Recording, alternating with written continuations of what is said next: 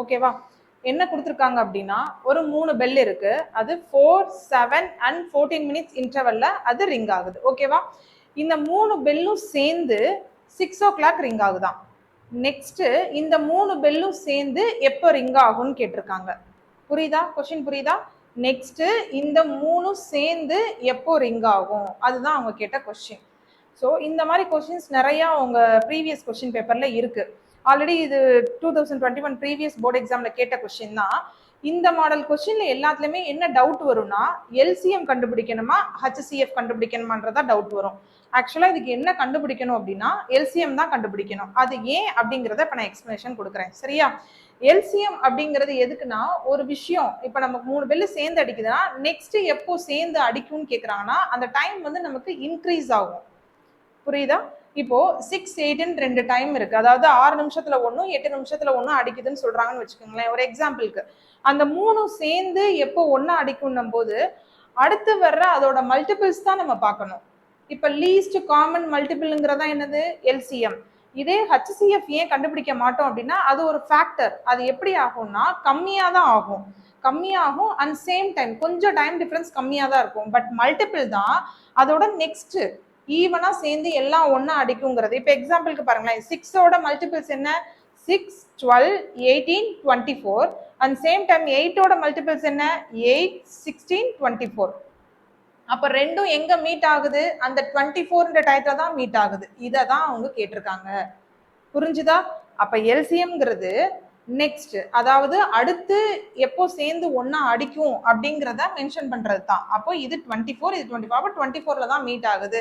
இப்போ இந்த சம்ல பாருங்களேன், 4, 7, 14. இப்போ 4ஓட பிரைம் ஃபேக்டரைசேஷன் என்ன?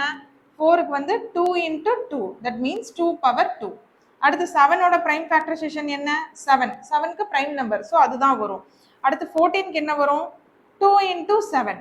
ஸோ இதுதான் இதோட பிரைம் ஃபேக்டர்ஸ். இப்போ என்ன இருக்கு? 7, 2 power 2, 7 power 1, 2 power 1 into 7 power 1. இப்போ எல்சிஎம் நம்ம எப்படி எழுதணும்? நான் ஆல்ரெடி எப்படி சொல்லியிருக்கோம் எல்சிஎம்னா இதுல இருக்க எல்லா ஃபேக்டர்ஸையும் எழுதுறதா எல்சிஎம். இதுல என்னென்ன ஃபேக்டர்ஸ் இருக்கு? 2, 7. இந்த ரெண்டு ஃபேக்டர்ஸ் தான் இருக்கு. அப்போ 2 into 7. இதுல எது ஹையஸ்ட் பவரோ அதான் எல்சிஎம்க்கு போடணும். 2ல பவர் 1 இருக்கு, 2ல பவர் 2 இருக்கு. அப்ப 2 பவர் 2. ஓகேவா? இதுல 7ல பவர் 1 இருக்கு, இதுலயும் 7ல பவர் 1 இருக்கு. அப்போ 1. அப்ப ஆன்சர் என்ன வரும்? 2 2s are 4 into 7, 28.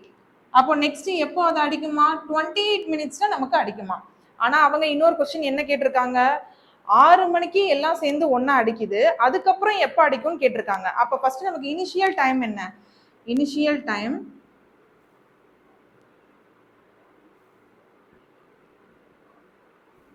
6 o'clock plus அந்த 28 மினிட்ஸ். அப்ப எப்போ அடிக்குமா?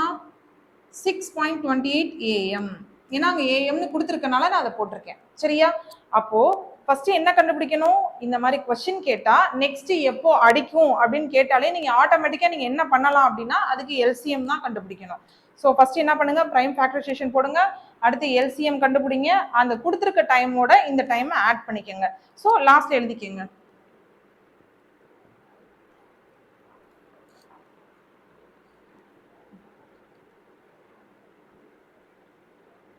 The 3 bells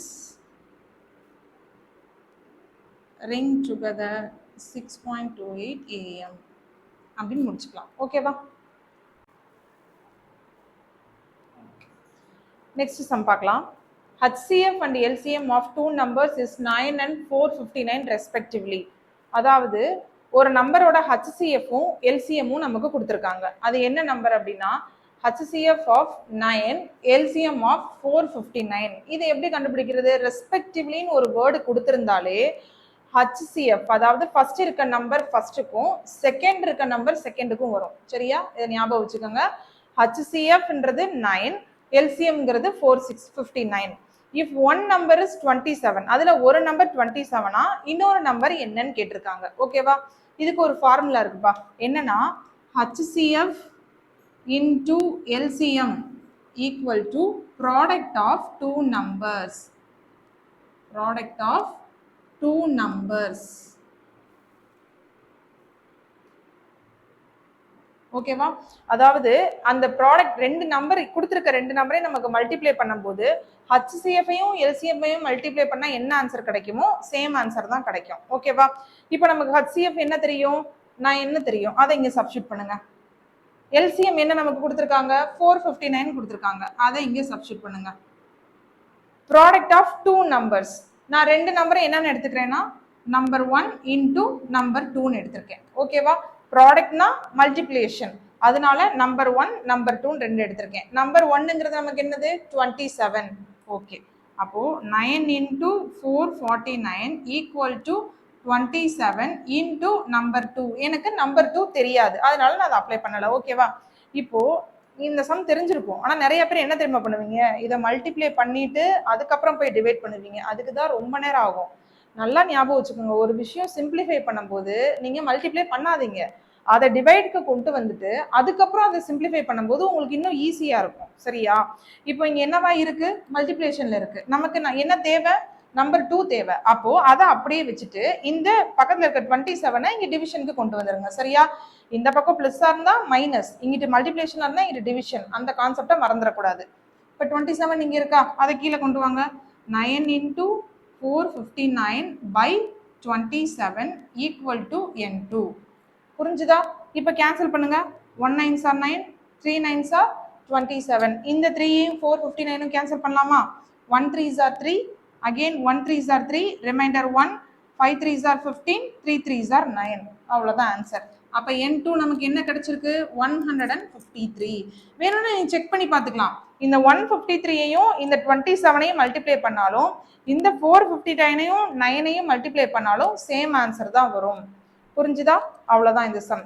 அதாவது ரெண்டு நம்பர் ஹச்சிஎஃப் எல்சிஎம் கொடுத்தா இதுதான் rules. Product of two numbers, 3 நம்பர்ஸ்க்கு இந்த ரூல்ஸ் அப்ளிகபிள் ஆகாது. 3 நம்பர்ஸ் வந்தா இந்த ரூல்ஸ் போட்டுறாதீங்க. 3 நம்பர் கொடுத்துட்டு ஹச்சிஎஃப் எல்சிஎம் கொடுத்தா நான் 3ஐயும் மல்டிப்ளை பண்றேன் நீங்க தானே சொன்னீங்க அப்படின்னு அது போட்டுறக்கூடாது. 2 நம்பருக்கு மட்டும்தான் இந்த ரூல்ஸ். ஓகேவா? நெக்ஸ்ட் சம்ல பார்க்கலாம்.